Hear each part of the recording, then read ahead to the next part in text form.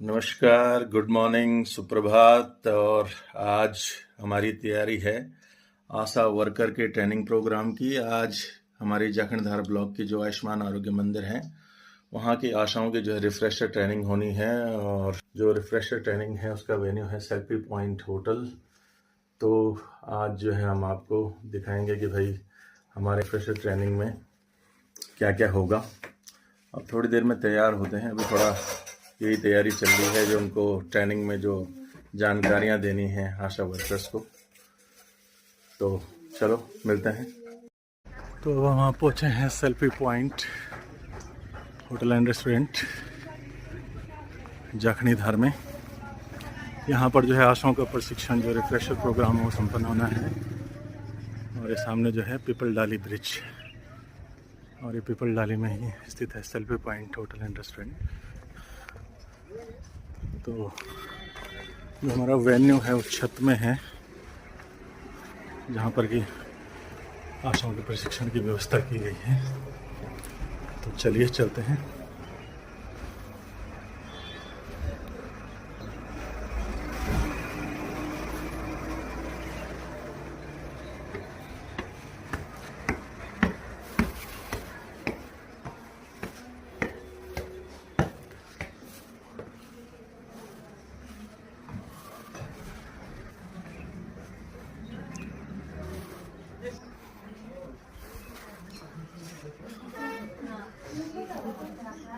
और यहाँ पर जो है हमारा कार्यक्रम चल रहा है। ये हमारी आशा बहन है।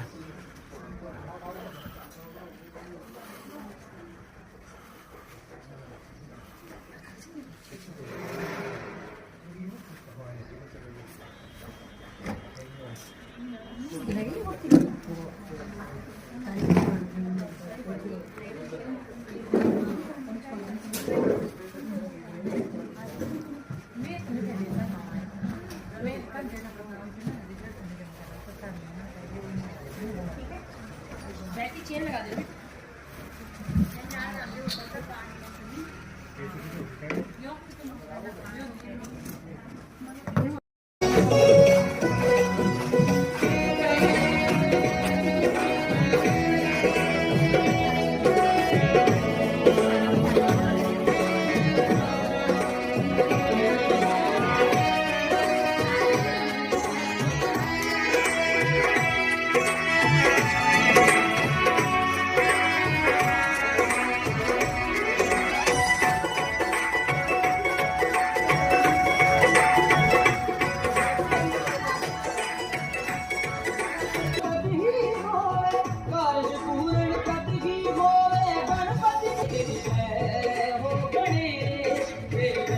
और ये जो है पीपल डाली की शानदार लोकेशन सेल्फी पॉइंट की। और ये सामने जो है परियों का देश खैट पर्वत, इसके नीचे ये टीरी झील, और झील में जो है ये जो ब्रिज है पीपल डाली ब्रिज के नाम से। और ये हमारा ट्रेनिंग का वेन्यू।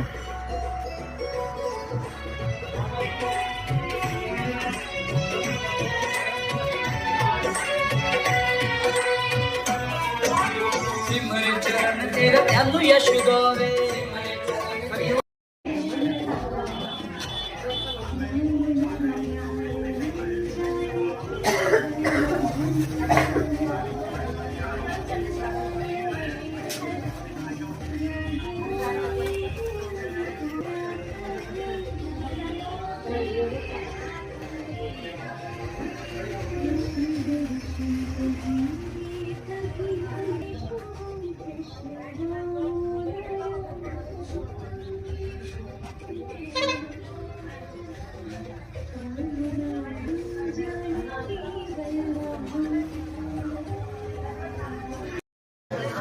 हेलो, भगवान धन्वंतरी को प्रणाम करते हुए आज के इस आशा प्रशिक्षण कार्यक्रम में आप सभी का हार्दिक स्वागत एवं अभिनंदन। आगे बढ़ाने के लिए मैं सर्वप्रथम दीप प्रज्वलन का जो कार्यक्रम है हमारे संताप संपात जरामूर्ति कोटि शतनाशुभगौरिहारं नमामि धन्वन्तरिमादिदेवं नमामि धन्वन्तरिमादिदेवम्।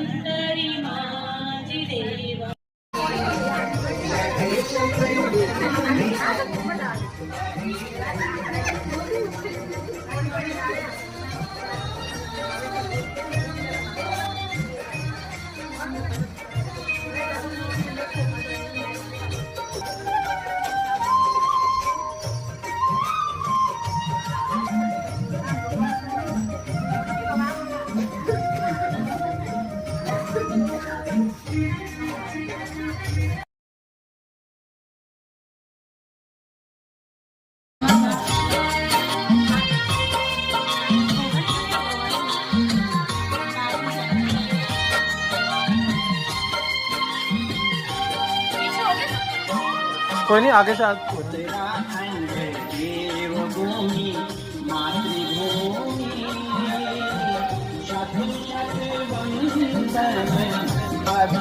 चाय भी ले आना मैम।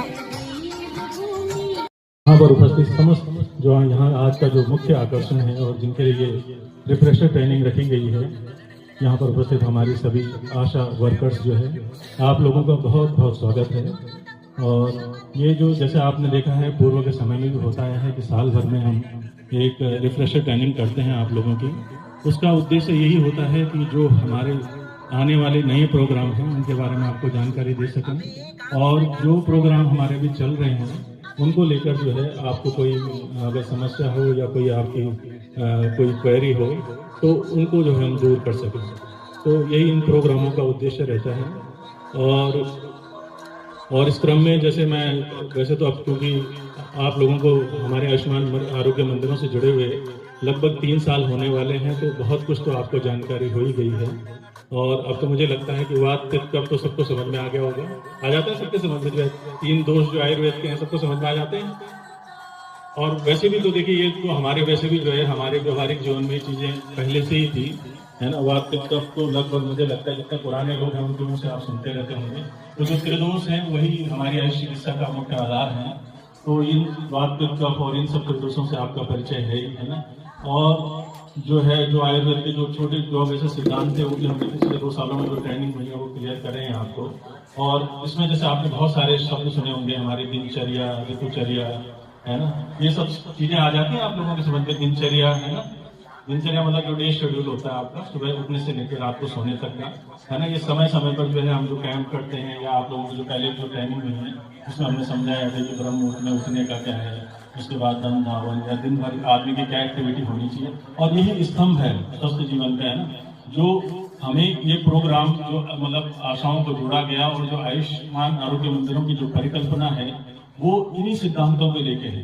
क्योंकि देखिए ये जो मतलब मेनली ब्रिजिंग बनाने के लिए जो है उसके बीच में एक पुल की तरह कार्य करने के लिए जो सरकार ने ये आयुष्मान आरोग्य मंदिरों का कॉन्सेप्ट रखा है ना। समझ रहा मेरी बात है ना। पहले आपके लेवल पे हम कुछ चीजें तो आप ही लोगों को ट्रेंड करना चाह रहे हैं, है ना। अभी बल्कि मेरे साथी डॉक्टर्स हैं, है ना, डॉक्टर नीतू आपको समझाएंगी वयोमित्र का कि भाई वयोमित्र में जो जीरेट मतलब जो ओल्ड एज लोग हैं उनको कैसे आप लोग थोड़ा बहुत मतलब ऐसी एजुकेशन दे सकते हैं कि भाई उनको जो है जैसे आज के डेट में जो मतलब वैसी बीमारियां जो वृद्धावस्था में होती है उनसे कैसे बच सकते हो, आप लोग उनको एडवाइस कर सकते हो। क्योंकि आयुर्वेद के कुछ ऐसे बेसिक प्रिंसिपल हैं, उसके लिए कोई जरूरी नहीं है कि आप उनको हमारे पास ही लेके आओ। जैसे घर में ही कई चीजें ऐसी होती हैं कि अगर आप उनको समझा दो कि भाई आपने ये सब आपके घर में तुलसी है या गिलोय है या आपके घर में ये चीजें हैं, तो इनमें आप या आपके घर के जो मसाले हैं किचन में उनमें आप कैसे चेंजेस कर सकते हो कि आप उन बीमारियों से बच सकते हो, है ना। तो वो चीजें आप भी एजुकेट कर सकते हो उनको, है ना। हाँ, जो आपके लेवल से ऊपर चली जाती हैं उनको आप फिर हमारे पास लेके आओ, है ना।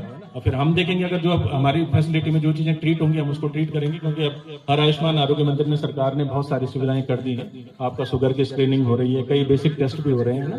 कुछ बेसिक टेस्ट वहाँ पे हो रहे हैं, हीमोग्लोबिन वगैरह और आपका जो टाइफाइड वगैरह की भी कई बार किट आती है हमारे पास, है ना, कई बीमारी आती है, तो हम अब अपग्रेड हो रहे हैं, कुछ पंचकर्मा के इक्विपमेंट भी आ रहे हैं। हो सकता है अब आने वाले समय में जब पंचकर्मा के स्टाफ आ जाएगा तो हर हॉस्पिटल में थोड़ा बहुत पंचकर्मा वगैरह भी शुरू हो जाएगा ना, तो हम उस चीज़ों को वहाँ ट्रीट करेंगे। अगर हमें वहाँ पे भी ये लगेगा कि भाई अगर हमसे ट्रीट नहीं हो रहा है तो उसमें फिर आप आजकल एक टेली मेडिसिन का भी चल रहा है ना, फोन के माध्यम से जो एक्सपर्ट है उनसे बात करके भी उनको ट्रीट करा जा सकता है। या अगर हमें ये लगेगा कि भाई हमारी फैसिलिटी में सुविधा उपलब्ध ही नहीं है तो हम उनको जो है उसके बाद क्या करेंगे, हायर सेंटर में भेज देंगे। समझ रहे हो मेरी बात, जहाँ पे कि जो है उन चीजों के लिए जो है पर्याप्त संसाधन है ना।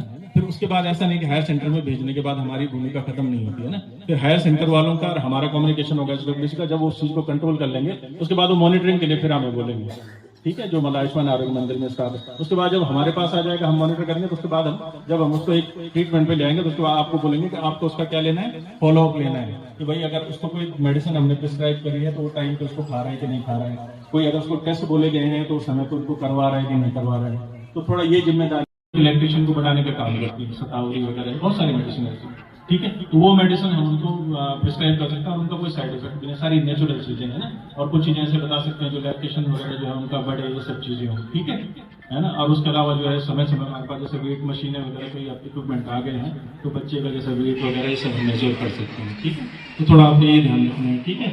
उसके बाद देखो मतलब जो हमारे आयुष्मान आरोग्य मंदिर का कॉन्सेप्ट देखो आप, मतलब गर्भिणी से शुरू हो गया और वयोवृद्ध तक जा रहे हैं, मतलब आदमी के मरने तक हम उसके साथ हैं। मैं चाह रहे हैं कि हमारी बॉन्डिंग मतलब अपने क्षेत्र में ऐसी हो कि जो बच्चा पेट में है वहां से हम वो कर दे तो हम उसको किसी बेस्ट फैसिलिटी पे भेज सकते हैं जहाँ पे उसका टाइमली जो है इलाज हो जाए तो उसका जीवन बच सकता है। तो एक उसकी स्क्रीन पे आपने ध्यान देना, खासतौर पर क्योंकि देखो आप लोग फील्ड में काम कर रहे हैं तो आपको पता होता है कि भाई आदमी की जो पर्सनल हैबिट है वो कैसी है ना। आपको पता होगा गाँव में बीड़ी कौन ज्यादा पीता है या कौन शराब का बहुत ज्यादा सेवन कर रहा है या कौन गुटखा वगैरह का सेवन कर रहा है, तो थोड़ा आपने इन चीजों पर भी ध्यान देना है, ठीक है। और उसके अलावा देखिए एक जो मेजर चीज है, एक हमारे आयुर्वेद में जो मेन चीज आती है वो आती है प्रकृति, है ना, जो मतलब एक बेसिक वो होती है जो मैंने अभी आपको बताया बात का, इनका एक नेचुरल जो है कॉम्बिनेशन होता है हर आदमी के शरीर में, उसके हिसाब से उसकी प्रकृति होती है, वो जन्म से ही जो है लगभग निर्धारित हो जाती है। तो अगर हमें किसी व्यक्ति की प्रकृति का ज्ञान हो जाए तो आने वाले समय में जो है हम उसको बहुत सारी बीमारियों से बचा सकते हैं, क्योंकि आदमी की जो मूल प्रकृति है उसके हिसाब से उसका जो अगर खान पान शुरू से रहेगा तो वो बहुत सारी जो है गंभीर बीमारियों से बच सकता है ना। अगर हमें उसकी प्रकृति पता है तो भाई अब हम ये उसको मतलब गाइड कर सकते हैं भाई अपने खाने पीने में, अपनी ऋतुचर्या में या दिनचर्या में ये परिवर्तन करें तो उसको बीमारी ना हो ना। सपोज किसी उसको प्रकृति ऐसे जो शुगर के लिए प्रोन है तो उसके पहले ही हम अगर डाइट और उसके जो इन सब चीजों में जो मतलब आयुर्वेद के सिद्धांतों से इन सब चीजों में अगर हम उसको कंसल्ट करें या उनके पास लेके जाए तो उसमें आपकी भूमिका बहुत ज्यादा है ना, चाहे वो जो एडमिशन केयर वगैरह में है, ठीक है। और उसके बाद जो है कुछ चीजें तो आप कर ही रहे हैं, जैसे फैमिली प्लानिंग वगैरह मुझे लगता है ये नंदगांव से आप लोगों को मिलता है, वो इंस्ट्रक्शन मिलते होंगे, है ना, जो फैमिली प्लानिंग के जो मेजर्स है ना। काफी विस्तृत जानकारी आप लोगों ने ली है और मैं समझता हूं कि आपने ये बड़े ध्यान से सुना है और इसे अब अपने कार्य क्षेत्र में इसको करेंगे। और अब समय का अभाव, काफी समय हो गया है, तो अब मैं जो दूसरा कार्यक्रम का जो दूसरा बिंदु है वो वायु यानी कि वृद्ध मित्र, जो पुराने जो गांव में जो लोग रह रहे हैं, अमूमन देखा जा रहा है कि गांव में वृद्ध लोग ही काफी हैं, क्योंकि युवा तो रोजगार के लिए इधर उधर है।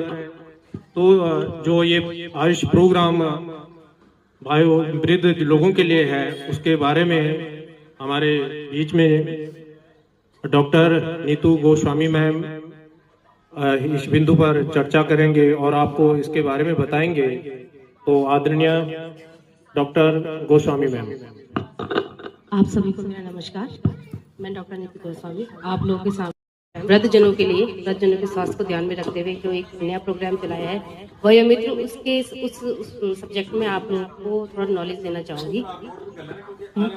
ये आने वाले समय में आप लोगों को नया टारगेट दिया जाएगा, मतलब जिसमें आप लोग इस समाज में जितने भी हमारे वृद्ध जो लोग हैं इनके स्वास्थ्य में ध्यान केंद्रित करते हुए, इनको थोड़ा ध्यान देते हुए आप जो है उनके स्वास्थ्य में सुधार हो सके। जो ये वयोमित्र जो प्रोग्राम है, ये जो हमारे जो वृद्धजन है समाज में, जो हमारे बुजुर्ग लोग हैं, उनके स्वास्थ्य को ध्यान में रखते हुए भारत सरकार ने जो है स्वास्थ्य मंत्रालय भारत सरकार ने आयुष मंत्रालय की तरफ से जो भारतीय राष्ट्रीय आयुष मिशन है, इसने एक नया प्रोग्राम लॉन्च किया है जिसे वयोमित्र का नाम दिया गया है। इसमें हमारे जो इस प्रोग्राम का जो मेन फोकस है वो हमारे वृद्ध जन लोग जो है, हमारे बुजुर्ग लोग हैं, हमारे सीनियर सिटीजन हैं, उनकी स्वास्थ्य को हम ध्यान में रखें, कैसे उन लोगों को हम और स्वस्थ बना सकें। मतलब समाज हमें इतना हमें वो नहीं दे पा रहा है, तवज्जो नहीं दे रहा है, तो इस वजह से वो थोड़ा मानसिक अवसाद की तरफ भी चले जाते हैं। तो उनको है, आप लोगों को सहयोग हमें इसमें चाहिए कि उनको इस तरह उनको ये एहसास दिलाना है कि वो इस हमारे समाज के लिए वो भी इतने इम्पोर्टेंट है, जितने पहले इम्पोर्टेंट थे अपनी यंग एज में, उतना वो हमारे बुजुर्ग एज में भी जो है, क्योंकि जो एक बच्चा पैदा हुआ है तो वो जो है धीरे धीरे करके युवावस्था में भी आएगा और धीरे धीरे करके वही जो है अपनी जो है बुढ़ापे की तरफ भी बढ़ेगा। तो ये तो एक जीवन का चक्र है, बचपन से लेकर बुढ़ापा भी, जैसे बचपन शुरुआत है, एक बच्चा पैदा होता है तो वो धीरे धीरे करके बुढ़ापे की तरफ भी जाएगा। तो ये उसकी अपनी लाइफ का एक स्टेज है। तो उस स्टेज में तो जो है वो स्वस्थ रहे और दूसरों में जो उसकी डिपेंडेंसी अपने आप को कुछ उपायों को करके, जैसे आयुर्वेद के कुछ उपाय अपनी लाइफ में अपनाएगा, तो उपाय को अपना के वो अपने शरीर को स्वस्थ बनाए और दूसरों में जो उसकी डिपेंडेंसी अपने डेली रूटीन में काम करने के लिए, अगर वो खुद के मतलब अपने आप सारे काम करेगा, दूसरों को अगर टॉयलेट बाथरूम जाने में या फिर थोड़ा वो उनकी डिपेंडेंसी दूसरों पे बढ़ जाती है। अगर वो उनकी डिपेंडेंसी दूसरों पे बढ़ जाती है तो परिवार के लोग भी जो है उन पे ज्यादा ध्यान नहीं दे पाते और बार बार कहते हैं कि हमें परेशान करें। तो डिपेंडेंसी है जो नेग्लिजेंसी में आ जाती है, मतलब वो परिवार वाले से इतना ध्यान नहीं दे पाते। इस वजह से जो है वो उन पे जो है जो वृद्ध अवस्था में जो लोगों पे होता है वो मानसिक अवसाद का भी कई तो उसमें कारण, मतलब उसमें जो है वो हो जाता है, एक बीमारी उनको मानसिक अवसाद आती है। क्योंकि पहले तो यंग एज में वो लोग खुद बिजी रहते हैं अपनी लाइफ में, जैसे जैसे बुढ़ापा आता है तो यंग एज के जितने भी उनके बच्चे हैं, उनके बेटे बहुए हैं, वो अपनी नौकरी में बिजी हैं, बच्चे अपनी पढ़ाई में बिजी हैं। तो जितना समय हमें अपने वृद्ध लोगों को देना चाहिए, अपने बुजुर्ग लोगों को देना चाहिए, उतना समय हम उनको नहीं दे पाते। तो उनको ऐसा लगता है कि हम उनको समय नहीं दे पा रहे हैं, तो हम उनको परिवार के जाके बुजुर्ग लोगों को बताएं कि क्या करने से जो हाथ पैर में दर्द है आपका कम हो सकता है, या कुछ परेशानियां तो आती हैं। अब धीरे धीरे जैसे जैसे शरीर बढ़ रहा है, शरीर में बात का प्रकोप हो रहा है, तो संधि बात से जो पेशेंट जो है वो बढ़ेंगे, दर्द होगा, बट कैसे करके हम उस दर्द को हम कम कर सकते हैं। जैसे आप लोग बता सकते हैं, जैसे संधि बात है या जो हाथ पैरों में जोड़ों की समस्या है, तो आप उनको बता सकते हैं गाँव में कि डेली जो है 15 से 20 मिनट का आपको योगाभ्यास जरूर करना है, प्राणायाम करना, टहलना है अपने हिसाब से। आप सूक्ष्म व्यायाम आप कर सकते हैं, टहल सकते हैं, अपना है अनुलोम विलोम कर सकते हैं। सांस लेने में बच्चों आपने अक्सर देखा है ना, मैम आप जल्दी समझते हैं। तो देखो ऐसा है, आप थोड़ा बोर ना हो, बहुत अच्छी चीजें हैं सब लोगों ने और मैम ने बताई है, थोड़ा उसके बीच में अगर आपको अच्छा लगे तो है ना, तो क्या होता है कि मेरा माने कुरान डेरे में लगे है ना, अब कोई हमारा चंद्रबंदी वाले साइड बेटी या किसी बेटी ने की गाँव को बेचारो अनपढ़ आदमी होने का पहले गाँव में शिक्षा भी नहीं था है ना, तो वो आई अब वह दुकान पे लगी कि ऐना ले लो, ऐना ले लो, ऐना ले लो, यानी कि शीशा लेता है ना, शीशा लेता है। अब वही देखिए बोले क्या क्या चीज थी यार है ना, तो वही देखिए ऐना, अब वही किस शकल दिखेगी ये तो मेरे बुरा मेरे जोड़े भाई जी है ना, ताकि तो दिखे होता है बोले और मैं तो कहते को शिवाजी को 10 रुपए की बड़ा पड़ता है ना, पैक करेगा एक लिफाफा पर है और अपना घर चले, अपना घर जाए अपने घर वाले में बोलिए कि यो खबर तो कुछ सामान ले आए तो सिर्फ घर वाले तावली का बोलूँ भैया फॉल को देखता गया कुछ जलेबी पकौड़ी या कुछ चाहिए बोलूँ, तो वो क्या करे कि ना मैं नहीं बताऊँ तो कि मैं कुछ चीज मिले आज में बहुत स्पेशल चीज, तो वो बताएंगे कि अपनी फोटो देखता है कि मैं जोड़े भाई बहुत बड़े लेके कर रहे हैं ना, तो वे क्या करे कि ना दिखा मैं तो फटाफट दिखा, अब वे देखिए अपनी फोटो में मैं ये कौन कंफर्टेबल तुम्हारो तो साथ लेके बोल लगे है ना, ठीक। अब क्या है कि उन बैठाया जाता मैं साफ सुथरा और बुजुर्गों की बात है कि ना भीड़दार में, तो पहले का हमारा लोग अनपढ़ लोग मतलब उतना शिक्षा नहीं था ना, तो बोले सासू जी कल के भाई बाबा बल या खाना वाली चीज बल जाएगा और के चीज में जाएगा ज्यादा दिखा दो वरना मैं यहाँ पर देखो विस्तार में दिखाई बल ये तो सोच ले बल दिखा दो देखिए अब बुढ़ी फोटो दिखा देता है पर ये थोड़ा आते कौन कमर को ले लो तो तुम गा नहीं लो है ना, ये आप भी अपने गांव में जाएंगे, अपने वृद्ध लोगों को हंसाएंगे है ना, तो आप कार्यक्रम को आगे उसको क्या कहते हैं, आहार कहते हैं। वो अच्छा भी हो सकता है, ये बुरा भी हो सकता है। अच्छे का मतलब जो आपको स्वास्थ्य बना रहा है, जो आपको हष्ट पुष्ट तंदुरुस्त बना रहा है, उसको अच्छा कहते हैं। और बुरा का मतलब जो उसको नुकसान कर रहा है। बहुत सी चीज़ें क्या खाने से नुकसान होती है। अब आहार की अगर मैं थोड़ा सा बात करूं तो आहार में अगर मैं मॉडर्न की बात करता हूं तो मॉडर्न में आहार के बारे में बहुत छोटा लिखा है। उसमें मुश्किल से 5-6 चीज़ें लिखी है।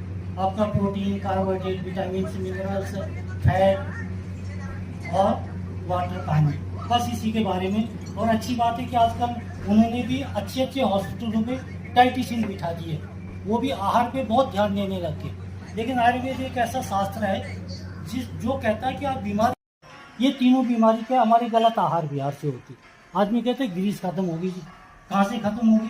हमारे गलत आहार विहार से। हमारी गठिया हो रहा है, उसमें क्या तो यूरिक एसिड बढ़ता है। यूरिक एसिड क्या बहुत खतरनाक जहर है।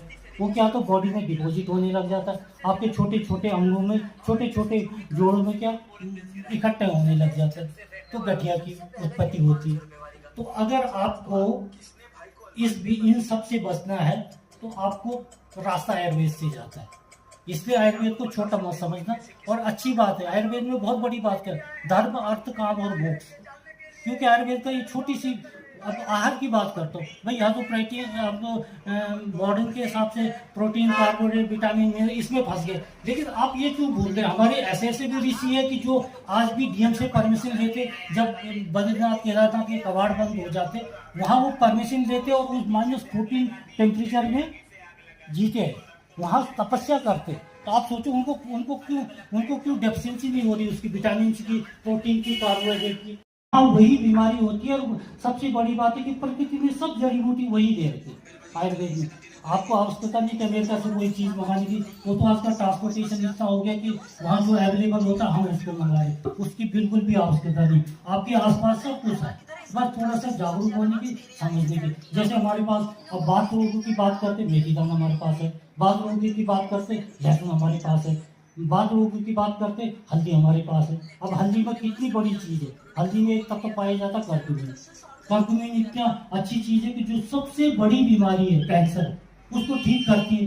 उसमें पता नहीं कितने रिसर्च हो गए, और बहुत सी कंपनी तो कर्क्यूमिन नाम के टैबलेट निकालती है, कैप्सूल निकालती है, बहुत महंगा बेचती है, जबकि उसकी आवश्यकता नहीं।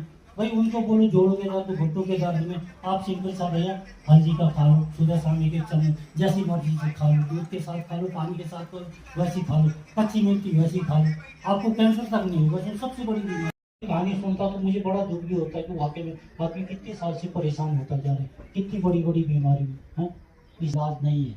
और सब विशेषज्ञ कहते हैं, सब वैज्ञानिक कहते हैं, उसका एकमात्र कारण, अगर अपना सबसे पहले अगर आपको इन बीमारियों से बचना है, 90% बीमारियों से बचना है, तो अपना आहार विहार को ठीक करो, अपने आचार विचार को ठीक करो, अपनी दैनिक दिनचर्या, रात्रिचर्या, ऋतुचर्या, इनको ठीक करो। और आयुर्वेद का मूल सिद्धांत ही है। देखो जैसे आपको ठंडी में हमारा पूरा खाना, और उसमें भी सबसे बड़ी बात है कि जो गरीब तबके का था वो बिल्कुल उसको कुछ नहीं हो, वो 20 किलोमीटर पैदल चल के अपने घर पहुंचा, तब भी हस्त पुष्ट था। तो कारण क्या है? उसका आहार भी, हम ज्यादा नहीं सोचते, क्योंकि क्या वो मेहनत करता है। आजकल तो हमने आधा से बीमारी इसलिए पैदा कर दी, हमने अपनी लग्जरियस लाइफ जो है ना, हमने बिल्कुल हम प्रकृति के अपोजिट चल रहे। वही ठंडे का मौसम है तो ठीक है, ठंड से बचना चाहिए, थोड़ा स्वेटर पहनना, ये सब कुछ करना, लेकिन बहुत ज्यादा उसके अपोजिट क्या करते हैं कि ठंडे के मौसम को हम गर्मी का बना देते, एसी लगा के वो करके। तो ये सब क्या है, नुकसानदायक है, ठीक है, क्योंकि बॉडी तो अपने पे, मैंने बताया कि एक एग्जांपल दे, जो -14 में भी जी रहा है और वो कुछ भी नहीं खा रहा, किसका विटामिन, किसका प्रोटीन, लेकिन उसका मकसद क्या, बहुत बड़ा मकसद है उसका, मुक्ति होना, मोक्ष की प्राप्ति।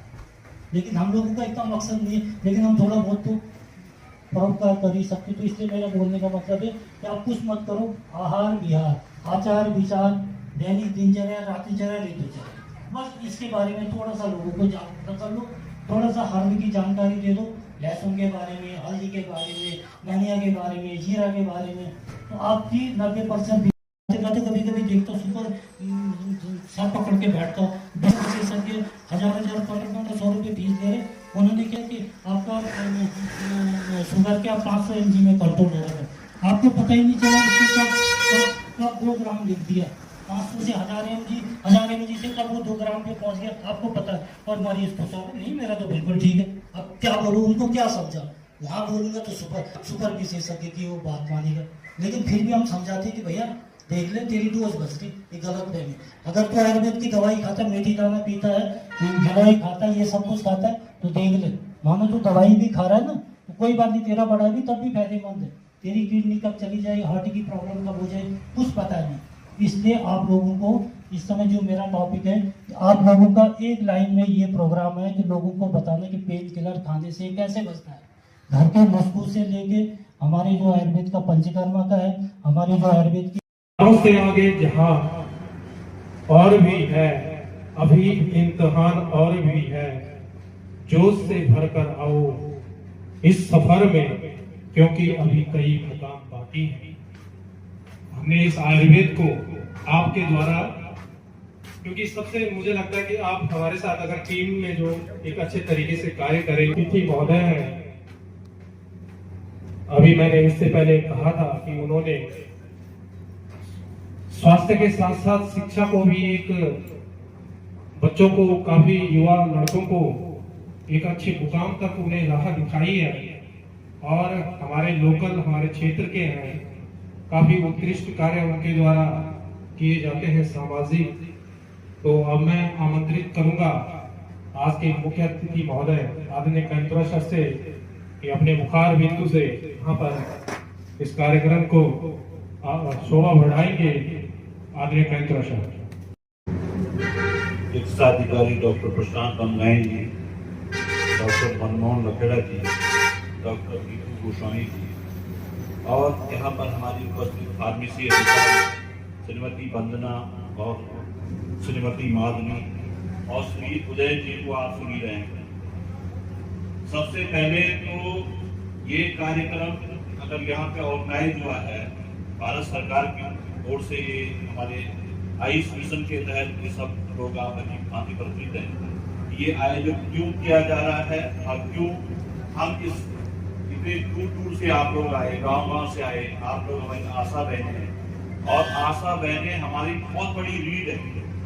इन कार्यक्रमों को करने के लिए सबसे बड़ी रीड मैं तो मानता हूँ, इतने साल का मेरा भी प्राइवेट प्रैक्टिशनर, एज ए चिकित्सा अधिकारी और समुदाय में काम करने में जो मैंने सीखा है कि सबसे बड़ी रीड आप लोग हैं। तो आप लोग ये बोलो, कितने लोग आए, कितने लोग उत्साह से आ जाए, उत्साह आप लोगों का इस काम करने को, या आशा करने आप ये इस काम को ऐसा करते हैं कि भाई चलो आज वहां बुला दिया, काम करे। और तो सबसे पहले देखो मन में हमारा एक उत्साह जरूर बनता है। जब हम कोई कार्य करते हैं वो हमारे घर का खाना ही बनाते हैं सुबह को, क्योंकि मानसिक स्वास्थ्य बहुत ज्यादा बढ़ रहा है, बहुत बड़ा हमारे लिए ये बड़ा वो हो गया है। और मानसिक स्वास्थ्य जैसे अभी डॉक्टर वेंकटेश जी ने बोला कि लोग क्या कहते हैं, दर्द हो गया हमने पेन किलर ले लिया, ये भी एक मानसिक स्वास्थ्य की हो गई, मैंने दवाई रखी भैया और मेरे को पता नहीं क्या कुछ हो जाए।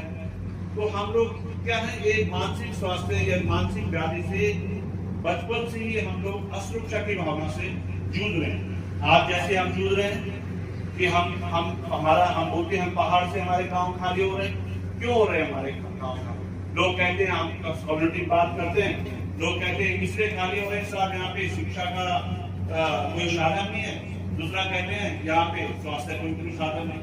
तो हमने पहले सोच लिया कि शिक्षा का साधन नहीं है और स्वास्थ्य, जबकि ऐसा नहीं है। इसको मैंने प्रैक्टिकली किया है। मेरे दोस्त, मेरे साथी, आप लोग मुझे जानते हैं, मैंने खुद अपने बच्चों को मैंने एक रिस्क लिया।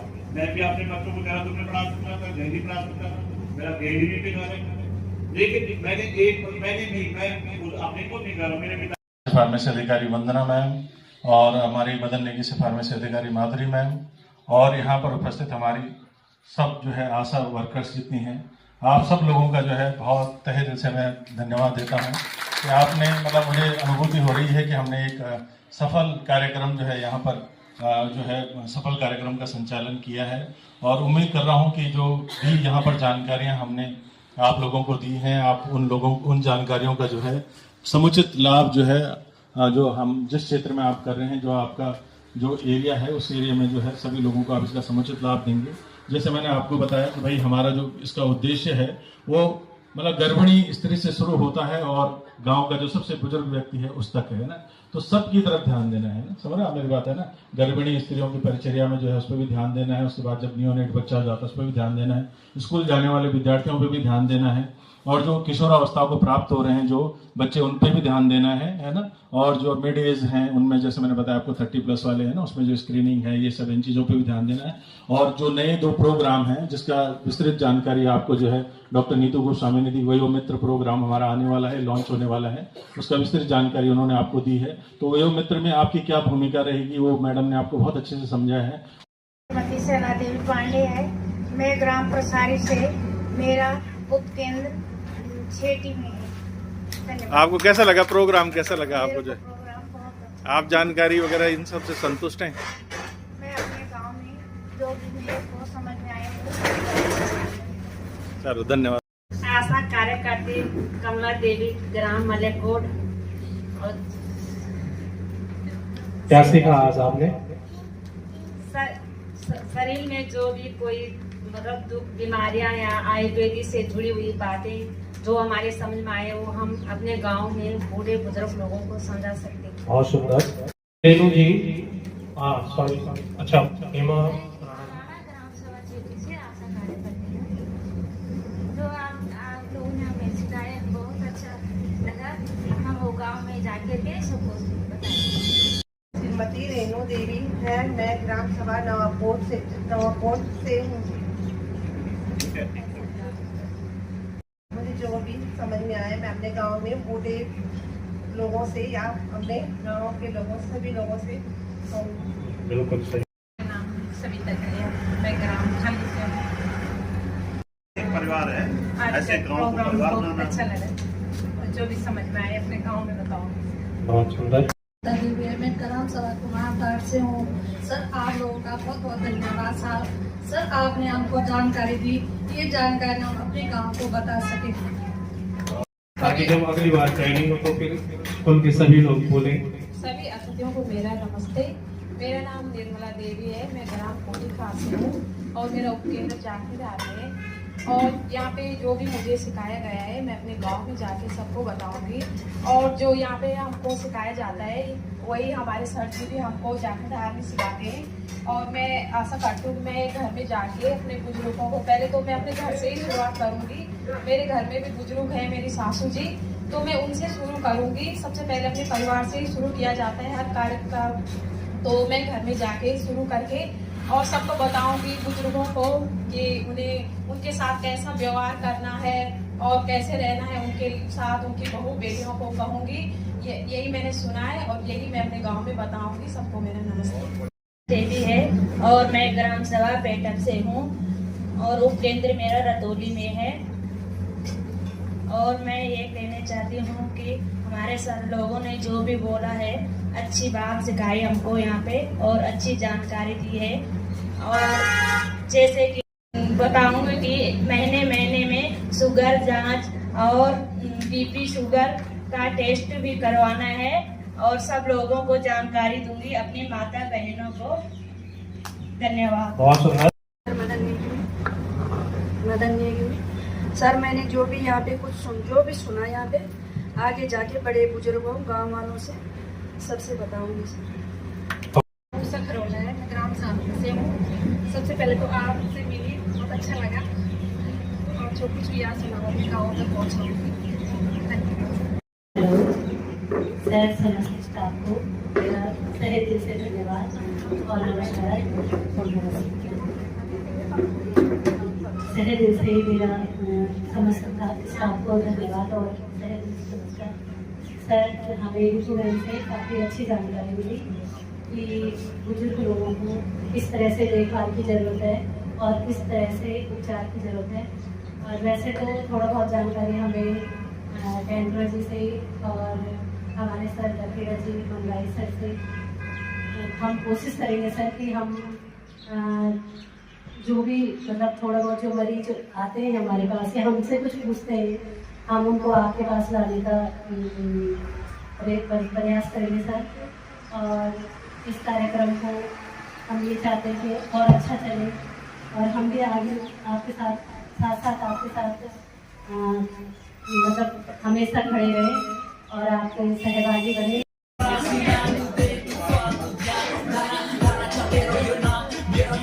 लगा दो।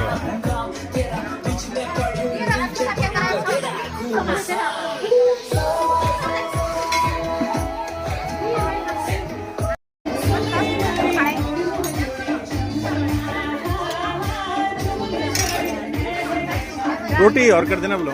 हाँ